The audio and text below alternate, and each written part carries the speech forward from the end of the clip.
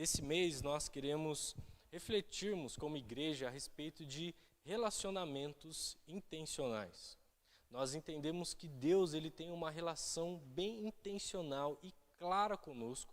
Ele nos cria com propósito, com definição, Ele nos dá sentido de vida, Ele tem uma relação clara. Nós erramos e rompemos com essa relação, Deus vem com um resgate claro, dando o seu Filho por nós, que vem, institui a igreja e nos dá relacionamentos intencionais, porque Cristo veio e teve relacionamentos intencionais com os seus discípulos e com a sua igreja. Então nós queremos refletir sobre isso. E hoje nós queremos refletir sobre algo que talvez nós temos um pouco mais de dificuldade de fazer. Mas eu quero que você primeiro pense o seguinte: o que você acha que você de fato leva da vida? Quer que troca, Fábio? Não?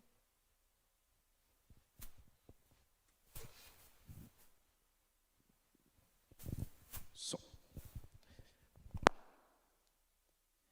O que você de fato acha que você leva da vida? O que você leva da vida? Pensa agora no aspecto da eternidade. O que você vai levar? O que você acha que de fato você está levando? Quando acabar aqui esse tempo, que todos nós temos esse tempo, você vai levar o quê? É óbvio para todos nós que nós não conseguimos levar nenhum bem material. É óbvio para nós que nós não conseguimos levar nenhuma aplicação que nós tenhamos. Tudo isso fica.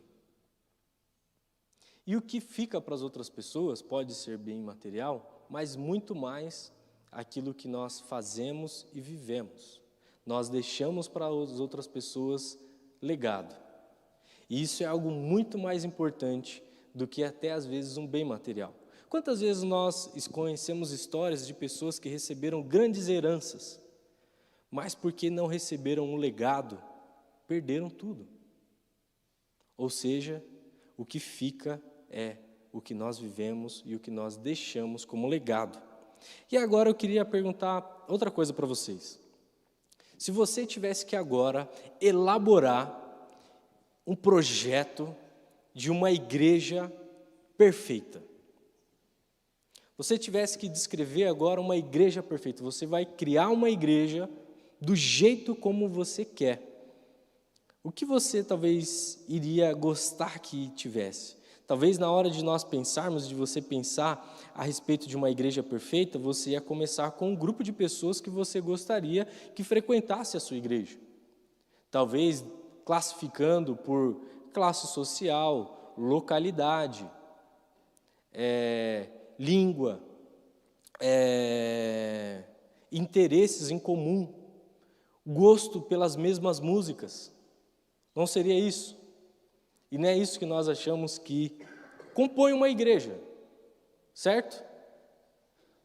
Mas se nós pararmos para pensar, esses mesmos interesses que eu descrevi, eles compõem grupos sociais. Um grupo de pessoas que andam de moto, eles também se reúnem por vários interesses assim em comum. Eles talvez tenham a mesma classe social, têm o mesmo interesse, o mesmo propósito e andam de moto. Um clube que se reúne, um clube de livros ou qualquer outro grupo de pessoas que se reúnam, eles podem estar se reunindo a respeito desses interesses, ou não é? Então, o que vai diferenciar para nós de uma igreja que se reúne com interesses, sim, mas que nesses interesses ela se torna uma igreja essencial, levando em consideração aquilo que nós levamos para a eternidade? O que de fato fica numa igreja essencial que tem impacto na eternidade?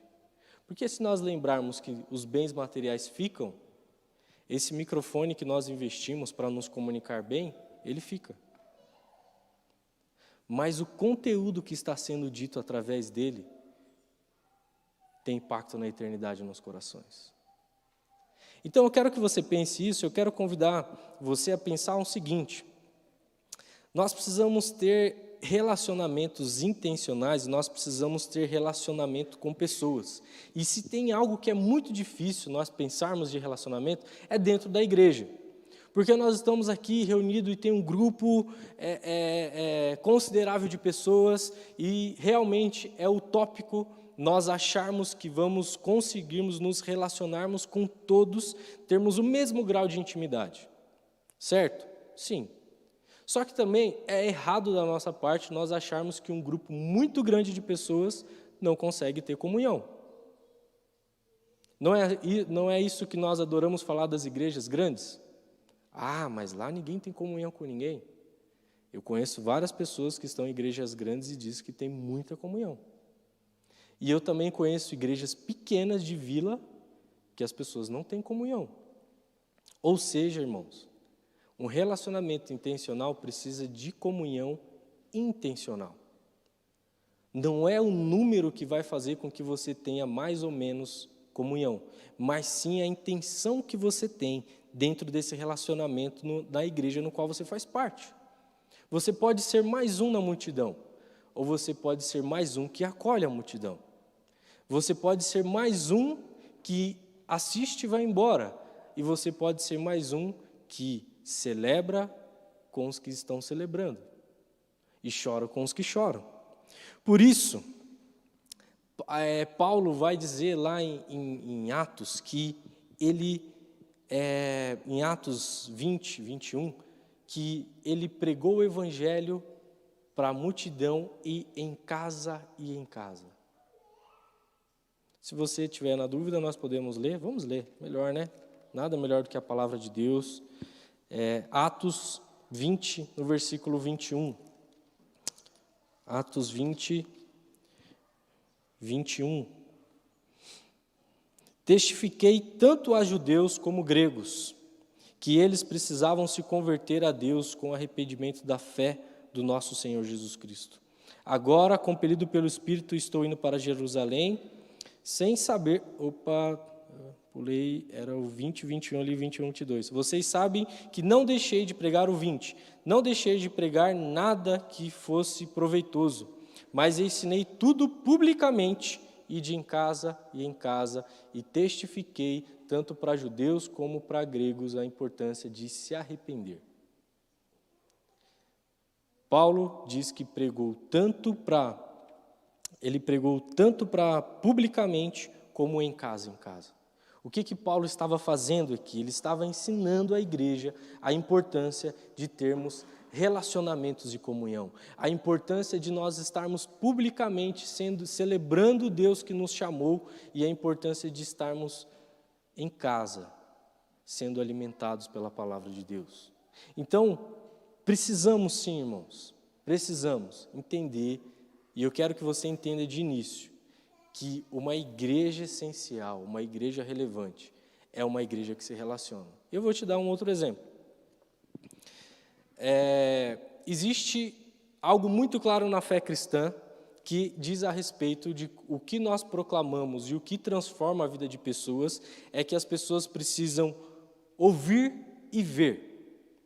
As pessoas precisam ouvir e ver. As pessoas precisam ouvir a respeito das boas novas e as pessoas precisam ver as boas novas nas nossas vidas.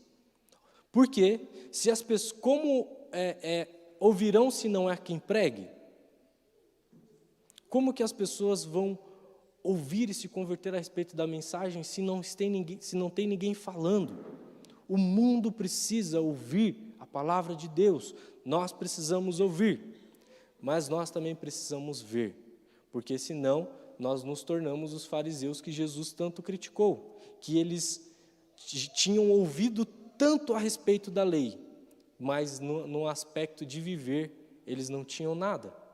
Então, a fé cristã se baseia em nós ouvirmos, na proclamação se baseia em que nós precisamos levar as pessoas a ouvirem e a verem. Elas precisam ouvirem e verem uma adoração. É o aspecto básico da fé, a adoração.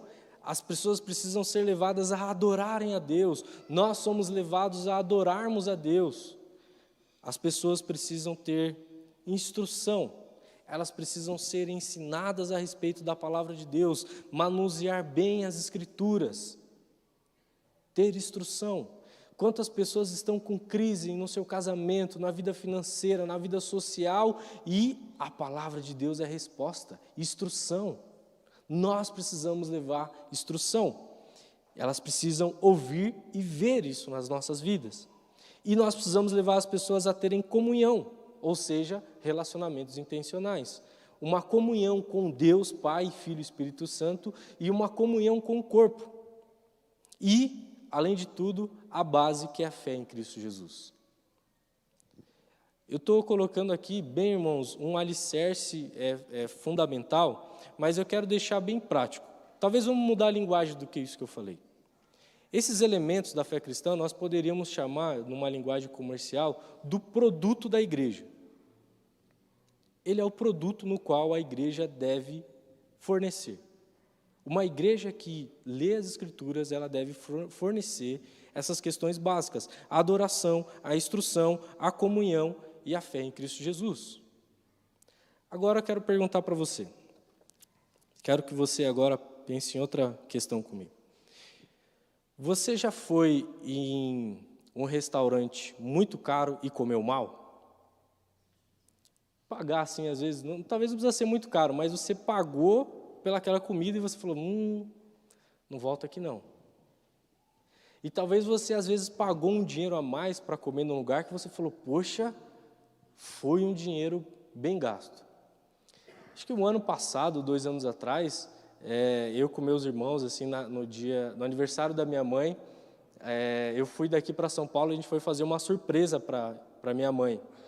Íamos almoçar fora como família e tal, e quando minha mãe chegou, eu já estava lá no restaurante, a Carla e eu, e tal, e ela gostou, se emocionou, foi muito legal.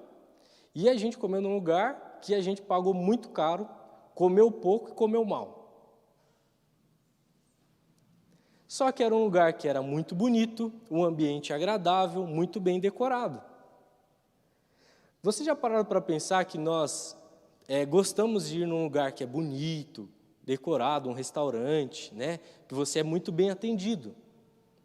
Mas se a comida que eles estiverem oferecendo for ruim, você não vai voltar. Agora, se você for num lugar que a comida é boa, o atendimento e a decoração do ambiente pode até ser mais ou menos, mas você volta. Por quê? Porque o produto principal do restaurante, que é a comida, foi entregue muito bem feito, não é? Então pode ser que você vá num lugar muito horrível, mas a comida é boa, você fala, poxa, me surpreendeu, vou voltar. O contrário você não faz. Você num lugar que é muito bonito, chega lá, comer e falar, não volta aqui, não vale a pena. Por quê? Porque é aquilo que é o principal. E nós como igreja precisamos pensar o seguinte, o que é o principal? O que de fato nós temos para oferecer e devemos oferecer uns para os outros e para as pessoas que vêm até aqui nessa igreja, que é o nosso produto principal. Em outras palavras, irmãos, a música pode até, a decoração, o templo, a estrutura, o microfone, mas se as pessoas não verem o essencial em nós, elas não vão voltar. Nós podemos ter as maiores tecnologias, podemos ter uma banda melhor do que nós já temos, podemos ter uma estrutura melhor do que nós já temos, mas se quando as pessoas entram aqui, elas não são impactadas por aquilo que é essencial, elas não vão querer voltar.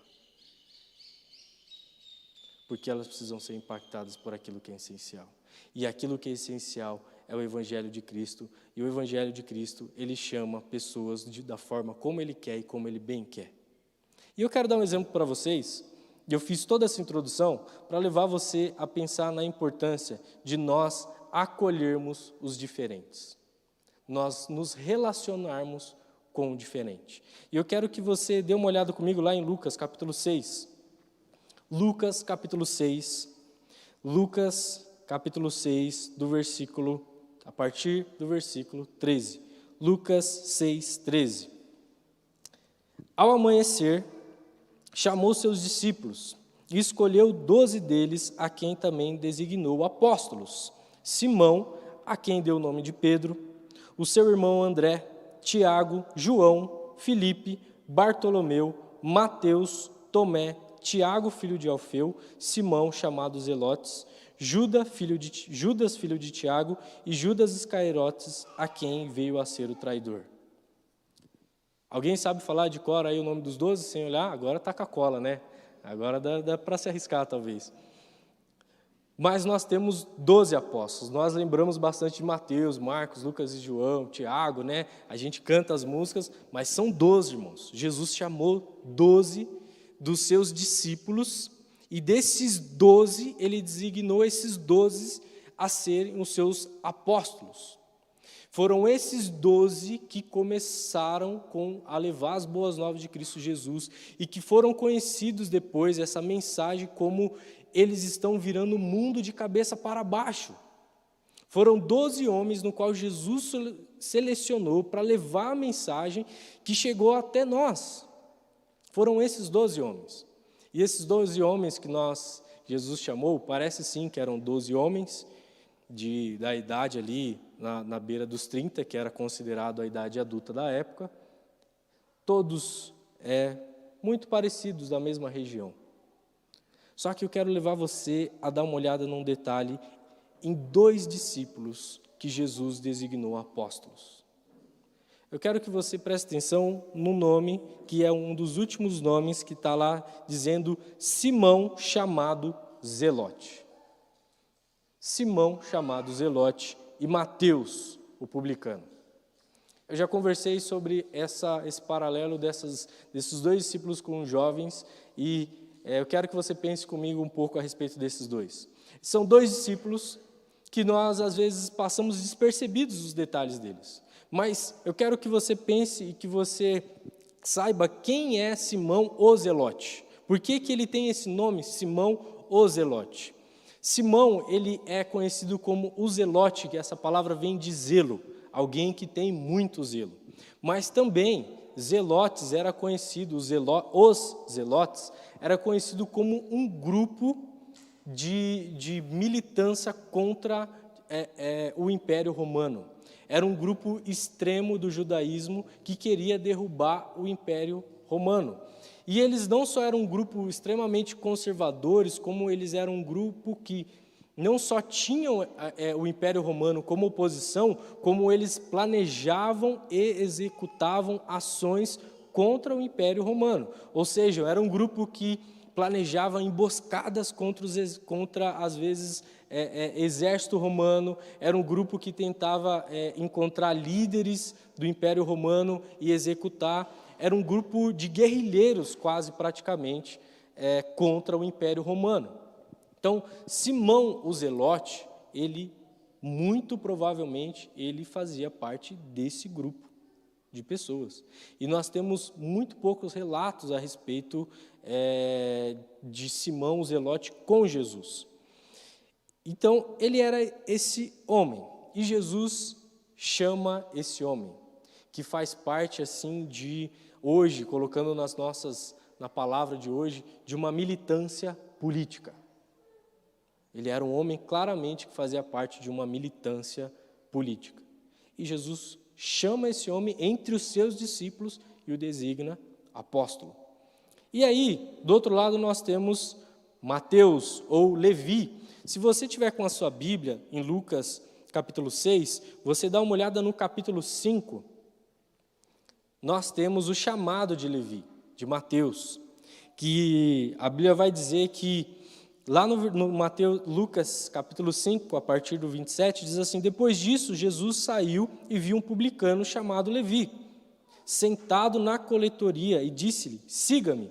Levantou-se e deixou tudo e o seguiu. Irmãos, Levi, o publicano, ele era um homem que trabalhava para o governo. Ele trabalhava para o Império Romano.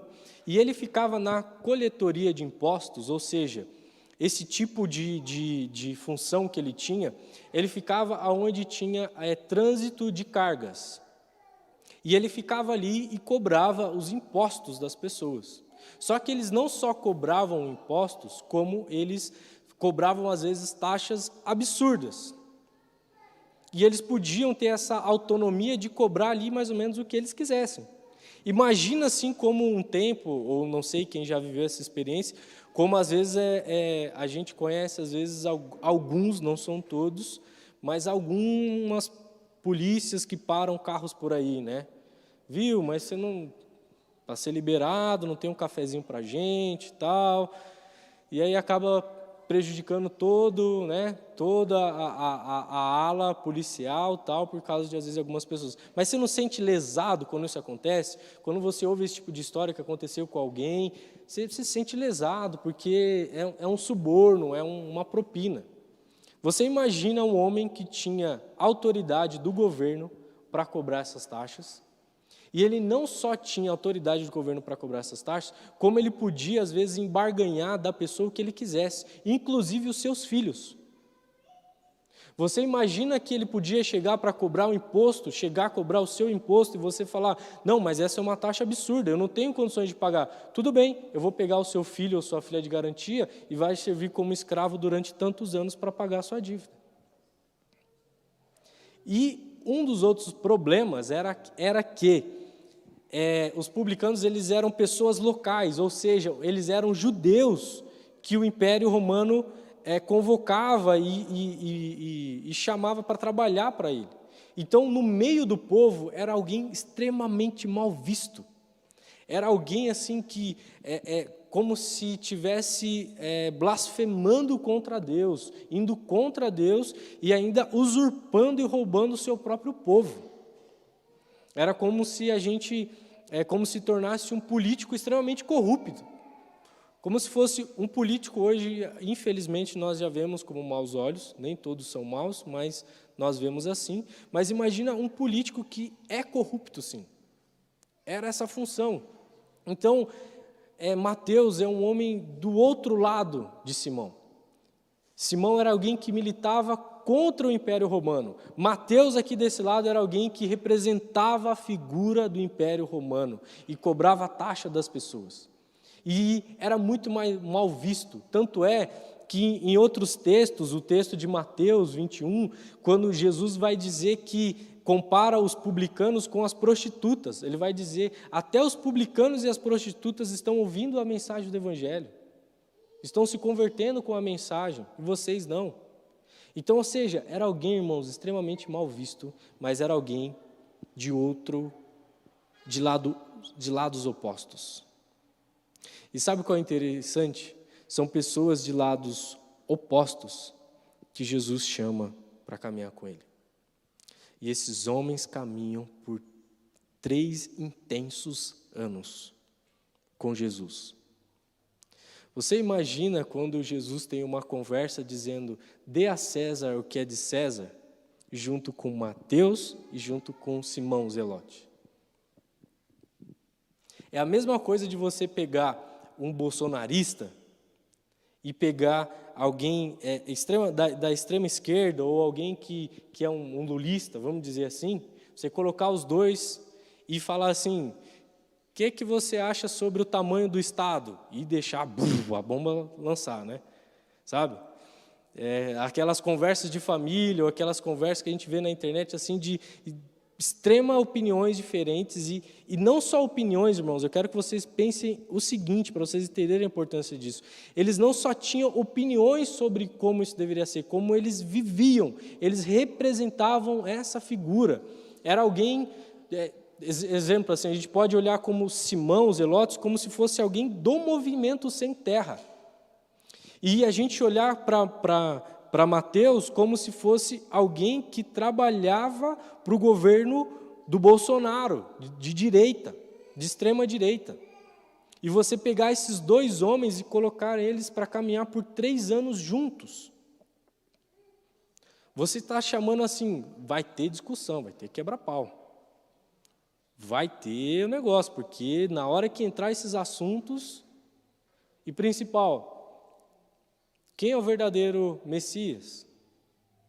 Quem é o rei dos judeus? São tudo discussões que eles tinham. E Jesus chama esses homens para caminharem juntos, meus irmãos. E sabe o que é interessante nesse chamado de Mateus? É que, se você olhar o capítulo 5, Jesus vem de situações, de encontros, de milagres extraordinários. Jesus cura um leproso, Jesus cura um paralítico, e aí Jesus passa por ali, que o texto vai dizer, depois disso, Jesus viu um publicano. Depois disso o quê? Depois de ter feito vários milagres, Jesus viu um publicano. Esses milagres que Jesus fez, ele teve simpatia do povo. O povo começou a falar de Jesus. E quando o povo tem simpatia por Jesus, Jesus chama um homem que não tinha nada da simpatia do povo. Estrategicamente, Jesus estava fazendo tudo errado, né? Quanto mais a gente lê a Bíblia, não dá para entender essas decisões de Jesus. Jesus parece que, não sei, né? E Jesus faz isso, meus irmãos. E chama um cara que milita para o outro lado para caminhar junto. O que eu quero que você pense nessa manhã a respeito dessas informações? Primeiro, quem chama os seus discípulos? Quem chama? Talvez você pode dizer quem chamou você para estar aqui. Você pode dizer o nome da pessoa. Talvez você pode dizer quem te introduziu na fé cristã, seus pais, seus tios, seus avós. Mas quem em algum momento falou ao seu coração e fez o seu coração queimar por Jesus, foi a ação do Espírito Santo. Quem nos chama para ser seus discípulos é Jesus. Eu posso te chamar para você fazer parte do meu grupo, mas para você se tornar um discípulo de Jesus, é só Jesus que vai fazer isso. É só Jesus que pode transformar o meu e o seu coração. Quem chama as pessoas não é nenhum pastor. Quem chama as pessoas é Jesus. Então, diante desse fato, se é Deus quem chama os seus discípulos, quem sou eu ou quem é você para dizer quem pode ou não pode fazer parte do grupo dos discípulos de Jesus? Eu quero ver em que lugar na Bíblia Deus deu autoridade para algum homem fazer isso. Se alguém quiser e quiser me mostrar depois do culto, estarei aqui na frente, de bom grado, vou gostar de ouvir aonde você achou isso na Bíblia, vai ser interessante. Nós não temos essa autoridade de dizer quem pode ou não pode se tornar discípulo de Jesus. Irmãos, eu já fui em um congresso de pastores, que estava sendo discutido um tema controverso, e aí um pastor atrás virou e falou assim, tem gente que não serve para ser crente.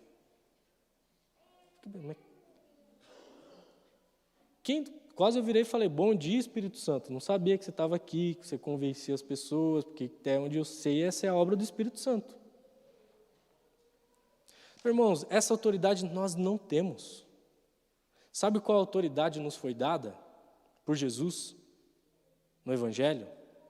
Portanto, ide e pregai o Evangelho a toda criatura, batizando em nome do Pai, do Filho e do Espírito Santo, fazendo obedecer todas as leis no qual eu ordenei a vocês. Isso foi dado toda a autoridade. Não foi dada autoridade para nós colocarmos uma catraca e dizer quem pode e não pode passar por ela. Porque Jesus não fez isso. Só que sabe qual é a nossa dificuldade? Nós não conseguimos nos relacionarmos com o diferente porque nós achamos que a igreja tem que se tornar um grupo de interesse mútuo e comum, sem levarmos em consideração que o que é essencial à luz do Evangelho que nós devemos proclamar. Nós sim vamos nos reunirmos e naturalmente vamos ter gostos, meus irmãos. Mas e quando Deus decide chamar alguém com um gosto diferente? E quando nós estamos confortáveis, sendo todos do grupo de zelotes, e Jesus chega e fala assim, vocês estão confortáveis dentro do grupo dos zelotes, dos que têm tanto zelo? Eu vou chamar o Mateus, que representa a força opressora do Império Romano para caminhar com você. Eu não vi em nenhum momento os discípulos falando, não, Jesus, esse aí não pode participar, não. Tem outro momento que os discípulos estão discutindo quem poderia falar a respeito de Jesus que não fazia parte dos 12. Mas entre os 12, eles discutem quem é o maior, quem é o melhor. Discussões como nós teríamos, normais. Mas foi Jesus que chamou. E se Jesus chamar alguém totalmente diferente de nós? E se Jesus começa a chamar pessoas no quais nós, às vezes, não achamos que essas pessoas não faz sentido elas pensarem como elas pensam? Vou dar outro exemplo bem claro. Nós temos uma colônia que ela é bolsonarista por grande massa. Irmãos, você tem o seu direito. Eu não falo de partido político, eu falo de evangelho e política. Mas eu estou dando um exemplo, não criticando. Nós temos, é um fato, certo? Acho que na última eleição foi 98%, 96% das urnas de Vitimarsum que votaram no Bolsonaro. Então, isso é um fato, não sou eu que estou dizendo. Será que tem espaço no nosso meio para alguém que diz que é do Movimento Sem Terra? Numa colônia de agricultores? Controverso. Todo mundo vai falar, você está maluco, pastor? Quer arrumar briga? Ou alguém que vem e vai morar aqui e fala assim, eu sou da Sociedade Protetora dos Animais. Eu sou um meio ambientalista, com a camisa do Greenpeace.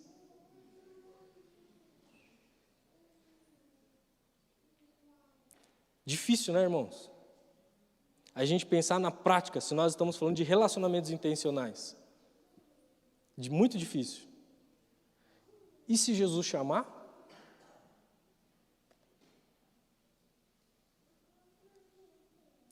A gente vai dizer o que é mais confortável, chamar a pessoa e falar assim, vem aqui, meu irmão. Jesus pode até ter falado uma coisa para o seu coração, mas eu, na verdade, tenho uma ideia muito melhor, porque Jesus, às vezes, não sabe o que faz. Melhor você procurar outro lugar. Porque esse lugar tem nada a ver com você.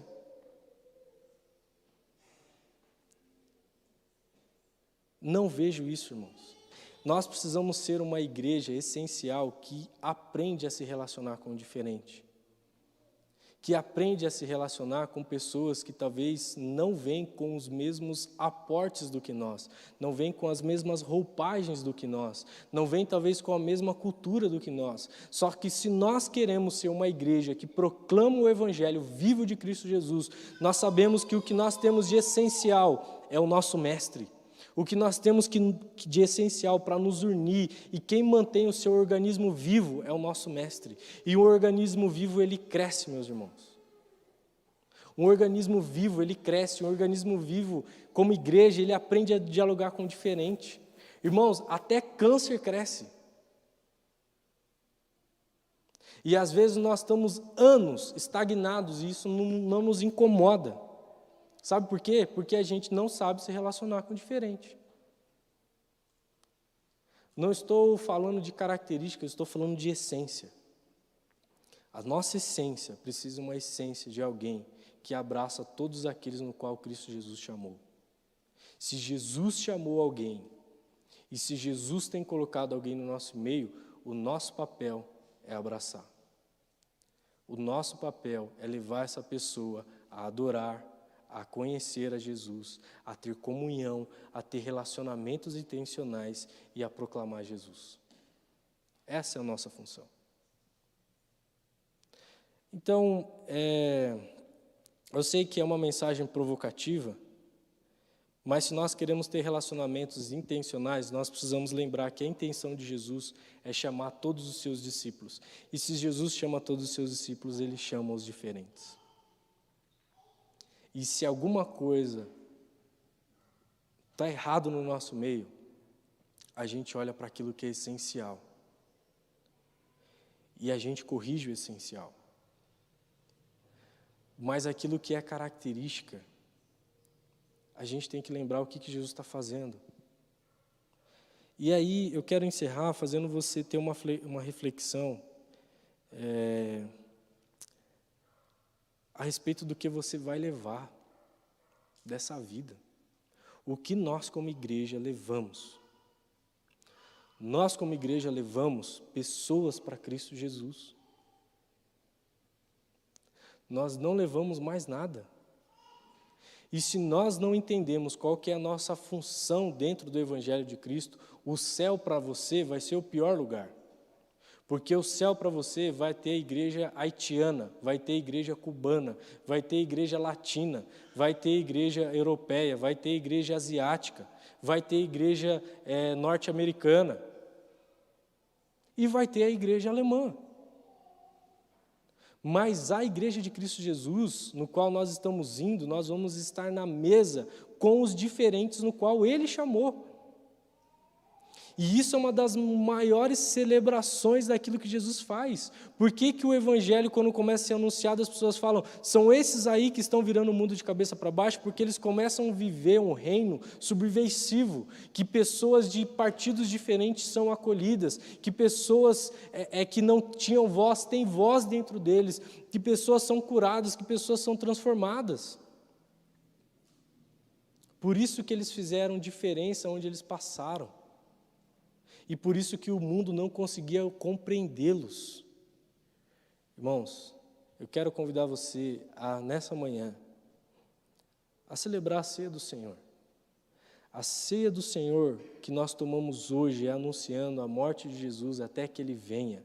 E quando Ele vir, nós tomaremos uma ceia da pluralidade. Nós tomaremos uma ceia que estará toda a sua igreja reunida. E eu quero desafiar você nessa manhã a refletir sobre o que é essencial e que tipo de relacionamento você tem tido. E lembrar que a mesa de Cristo Jesus nos convida a aprendermos, nos relacionarmos com aquele que é diferente de nós. E eu quero que você, diante daquilo que a ceia de Jesus representa, que você se coloque diante da santa presença de Deus. E que você ore por uma situação que você tem mais dificuldade. Senhor Jesus, tenho dificuldade de aceitar quem é assim. Mas se o Senhor morreu na cruz por ele, eu preciso aprender. Se o Senhor veio para resgatar essa pessoa também, eu preciso amá-lo. É difícil, Deus, mas eu preciso amá-lo. Então eu quero convidar você a tomar a ceia que representa o chamado de Deus para várias pessoas. E representa o chamado de Deus para mim e para a sua vida. E para isso a gente precisa lembrar que esses homens tão diferentes, que pensavam tão diferentes, que eram extremamente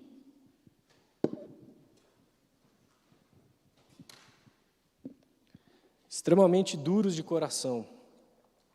Jesus, Ele se reúne com eles e Ele diz assim, desejei ansiosamente comer dessa Páscoa com vocês antes de sofrer, pois eu lhe digo que não comerei novamente até que se cumpra o reino de Deus. Jesus ansiou essa ceia dos seus discípulos diferentes, mas que Ele os chamou pela causa do Evangelho. Que a gente queira ansiar por tomar essa ceia do corpo de Deus, o corpo de Cristo. Nós vivemos um tempo, irmãos, globalizado, há muito trânsito de pessoas. Pessoas chegam, pessoas saem, pessoas de cultura diferente, pessoas de lugares diferentes, com língua diferente. E isso é a nova igreja. Ninguém pediu isso. Mas o que nos une é o essencial, é que Cristo foi na cruz por todos e nós queremos todos. E todos têm acesso a essa ceia, todos têm acesso a essa mesa. Essa mesa não foi conquistada por uma religião, uma denominação, foi conquistada por Cristo Jesus. E Ele dá para os seus discípulos. Você é discípulo de Jesus, você é convidado a participar dessa mesa. E eu convido você a participar dessa mesa. E que você tenha essa reflexão. Porque Ele continua e fala depois de ter não beberei desse cálice do fruto da videira, até que venha o reino de Deus. E tomou o pão, deu graças, partiu aos discípulos, dizendo, isso é o meu corpo que é dado em favor de vocês, façam isso em memória de mim.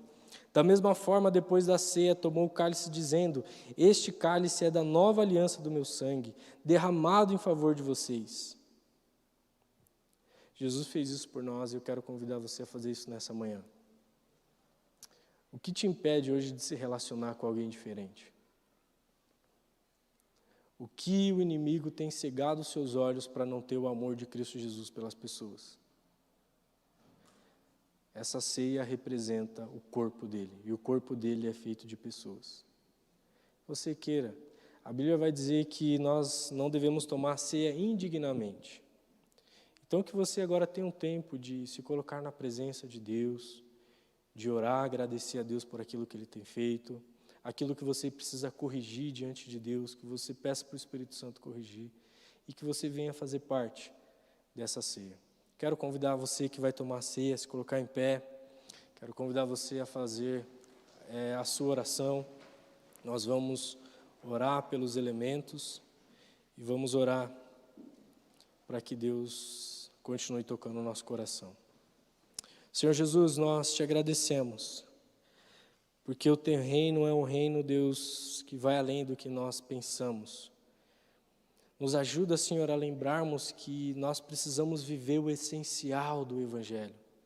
Um Evangelho puro, Deus, que carrega a Tua mensagem, que leva a Tua transformação. Nós precisamos, Deus, ser uma igreja que vive aquilo que o Seu Evangelho, aquilo que o Senhor nos ensinou a fazer. Nos ajuda, Senhor, a acolhermos aqueles que são diferentes de nós. Nos ajuda, Deus, a anunciarmos, Deus, as boas novas para todos, em todos os lugares. Que todos saibam, Deus, que na Tua casa, que na presença dos santos, todos são bem-vindos para serem transformados pela Tua palavra, Senhor. Nós queremos, Deus, viver aquilo que o Senhor nos chama para viver. E nessa manhã nós queremos também lembrar, Senhor, do Teu sacrifício na cruz. Sabemos do que nós falamos de pessoas diferentes caminhando juntos, é utópico, Senhor. Mas nós sabemos que o Senhor fez isso por nós na cruz, e o Senhor mostrou que o Teu reino é um reino diferente. E nós queremos lembrar do Teu sacrifício e agradecer por aquilo que o Senhor faz no meio da Tua igreja. E nós queremos, Deus, tomar do cálice, queremos comer do pão, agradecendo o Senhor por aquilo que o Senhor fez por toda a criação. E anunciarmos a morte do Senhor até que Ele venha.